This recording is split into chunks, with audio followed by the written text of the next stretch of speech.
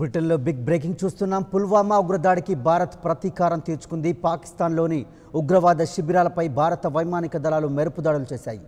LOC వెంబడి ఉన్న ఉగ్రవాద శిబిరాలపై ఇవాళ తెల్లవారుజామున 3:30 భీకర దాడులు జరిపాయి.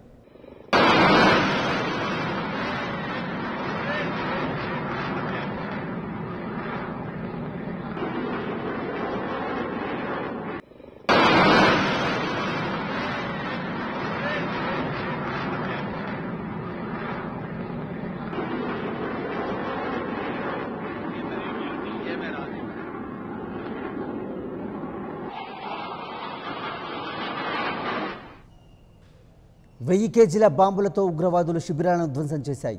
12 మిరాజ్ 200 యుద్ధ విమానాలతో ఇండియన్ ఎయిర్ ఫోర్స్ సర్జికల్ స్ట్రైక్ను విజయవంతంగా పూర్తి చేసి పుల్వామా ఉగ్రదాడి జవాన్లకు ఘన నివాళులర్పించాయి. ఈ దాడులపై భారత రక్షణ శాఖ అధికారికంగా ఎలాంటి ప్రకటన చేయలేదు. భారత వైమానిక దాడులను ధృవీకరించిన పాక్ ఎలాంటి నష్టం జరగలేదని ప్రకటించింది.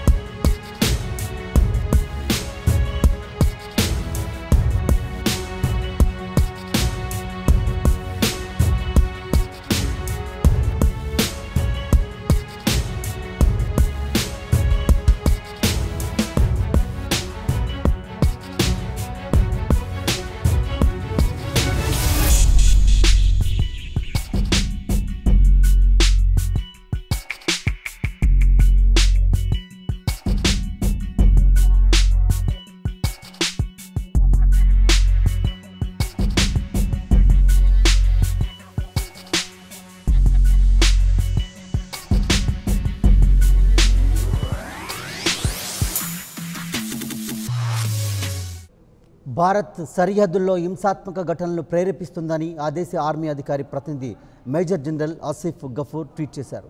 పాక్ వైమానిక దళం ఎదురుదాడి చేయడంతో భారత యుద్ధ విమానాలు వెనక్కి వెళ్లాయని, ఎలాంటి ప్రాణనష్టం జరగలేదని గఫూర్ స్పష్టం చేశారు. భారత్ వైమానిక దాడుల అనంతరం దానికి సంబంధించిన ఫోటోలను పాక్ విడుదల చేసింది. అయితే ఈ వైమానిక దాడుల్లో 300 మంది ఉగ్రవాదులు హతమైనట్టు తెలుస్తోంది.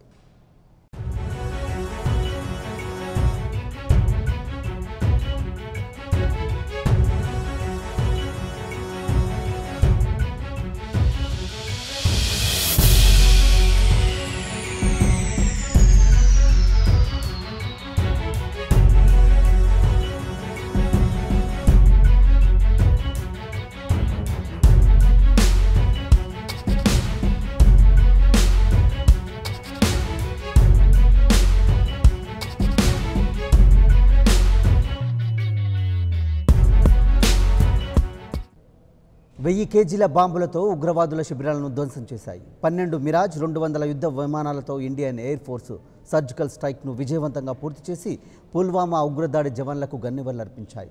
ఈ దాడులపై భారత రక్షణ శాఖ అధికారికంగా ఎలాంటి ప్రకటన చేయలేదు. భారత వైమానిక దాడులను ధృవీకరించిన పాక్ ఎలాంటి నష్టం జరగలేదని ప్రకటించింది.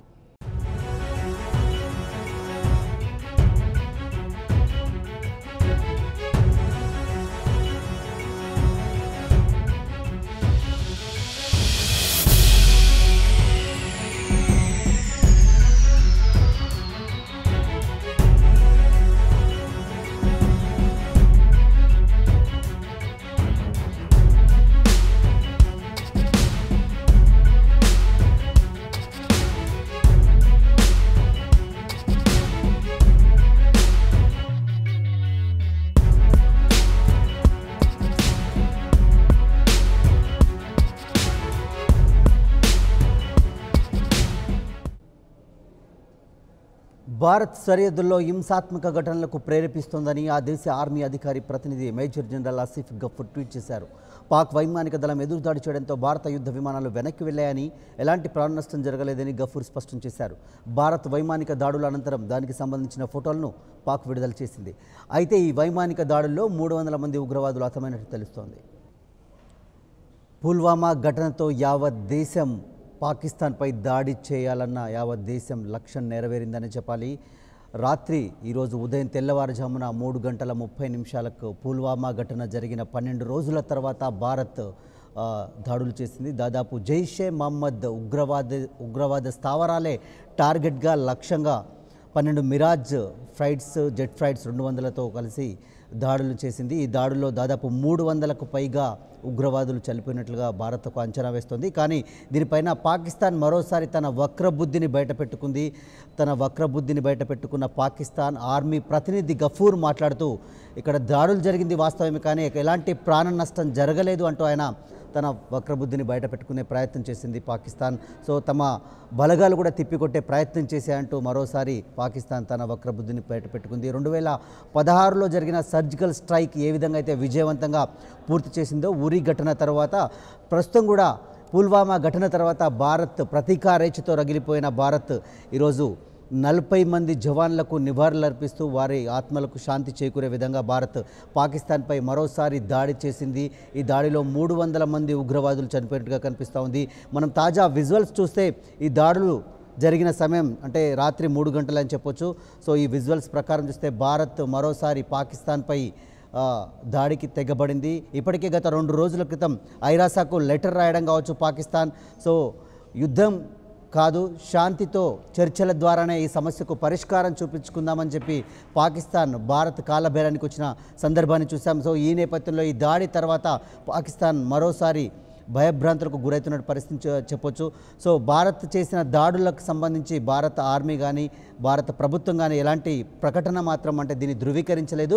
కానీ దాడులు జరిగినటువంటి పరిస్థితిని చూస్తే ఖచ్చితంగా అక్కడ ఉన్నటువంటి ఉగ్రవాద స్థావరాలు అంటే పాకిస్తాన్ ప్రేరేపిత ఉగ్రవాద స్థావరాలపైన దాడులు చేసినట్లుగా ఈ యొక్క విజువల్స్ని బట్టి మనం చూడొచ్చు.